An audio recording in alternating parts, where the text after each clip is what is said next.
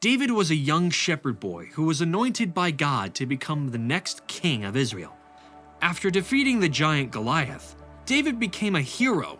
He was brought before King Saul, where he first met Jonathan, who was the son of King Saul. Jonathan was impressed with what David had done, and an immediate bond was forged between them.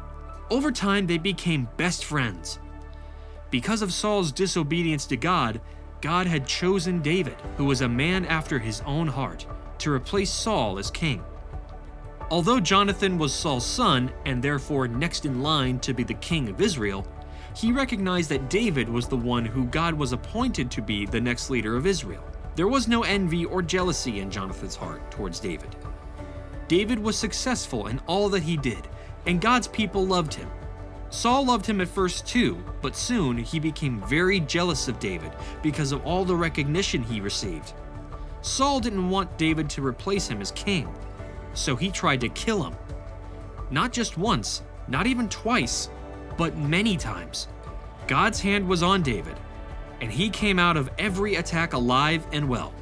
Jonathan tried to talk his father out of hurting David, but this made King Saul even more angry. "Jonathan, don't you know that as long as David is alive, you will never be king? He must die!" Jonathan replied, "But father, David has done nothing wrong." In his anger, Saul threw his spear at Jonathan, almost killing his own son. Jonathan now saw that his father's mind could not be changed, and that David would have to go into hiding. Helping David escape, Jonathan met with him one last time to say goodbye. David was grateful for the faithful friend he had in Jonathan, and he showed his gratitude by bowing down before him. They hugged and cried together, but David cried the most. Jonathan sent David off and told him to go in peace. He returned back to town, and David left, living a life on the run until his time to rule as the next king of Israel would come. Even though the two were separated, they shared a special bond through God and remained the best of friends.